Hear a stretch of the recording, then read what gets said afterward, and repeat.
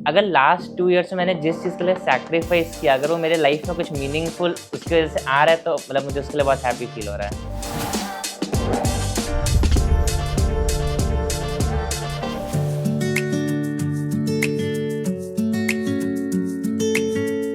अगर मेरा music playlist भी कोई देखे तो मेरे पास 11 आवर्स की प्लेलिस्ट है, तो वो कोई गेस नहीं कर सकता है कि मतलब अगर कोई 2 ईयर्स नीट के लिए प्रिपेयर कर रहा है तो 11 आवर्स की उसने प्लेलिस्ट मतलब बना रखी है।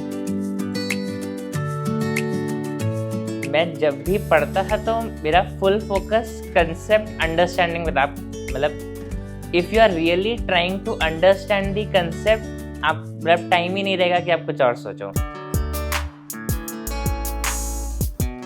नहीं, आर्यन का ये था कि आर्यन को बचपन से कभी भी नहीं बोलना पड़ता था पढ़ने के लिए। मतलब वो उसका एक डेली रूटीन फिक्स रहता था कि उसका कोर्स है, उसके अकॉर्डिंग वो अपना आवर्स खुद डिसाइड कर लेता है।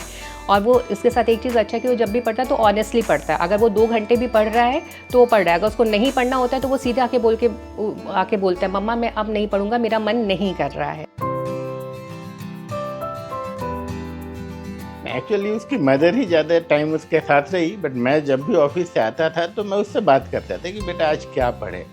और चूँकि हम लोग भी रिलेटेड फील्ड से है और एजुकेटेड है, तो एटलीस्ट हम लोग ये समझ पा रहे थे कि उसकी प्रोग्रेस कैसे चल रही है। और हमने कई बार देखा कि वो मेरे आने का इंतज़ार करता था शाम में, और जब भी वो थका होता था तो उसके पापा के साथ बैठ के उसको अच्छा लगता था और पापा के साथ वो पढ़ना चाहता था।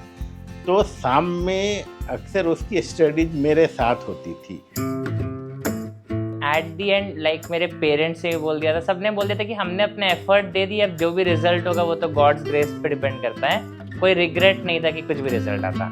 जब आर्यन 10th में आया तो फिर मैंने डिसाइड किया कि अब मुझे पूरा टाइम अपने बच्चे को देना चाहिए, क्योंकि बच्चे पढ़ते तो अपने से ही हैं। मेंटरशिप उनको कोचिंग वगैरह से मिल जाती है, स्कूल के टीचर से मिल जाती है, लेकिन जो एक गार्जियनशिप होती है, जब बच्चा घर में पढ़ रहा है, उसको कोई डाउट हुआ तो मैं इमीडिएटली प्रेजेंट हूँ उसके लिए। या सिर्फ एकेडमिक ही डाउट नहीं, अगर उसके मन में कोई भी बात आई, क्योंकि बच्चों को बहुत मोटिवेशन की ज़रूरत होती है इस फेज़ में, तो इसलिए मैं ऑल द टाइम 24 आवर्स उसके लिए अवेलेबल थी। बचपन से मतलब देखा है कि जैसे दादाजी या कोई भी हमारे फैमिली में जो भी डॉक्टर जब भी वो पेशेंट्स को ट्रीट करता है तो उनको भी जो हैप्पीनेस मिलती है, और जो पेशेंट भी लाइक रिलीव्ड फील करता है जब भी मतलब उसका लाइक जो भी प्रॉब्लम सॉल्व होती है, तो उससे मतलब एक इनर सेटिस्फैक्शन भी आता है कि आप जो भी कर रहे हो उसका एक इम्पॉर्टेंस है, आप जो भी कंट्रीब्यूट कर रहे हो।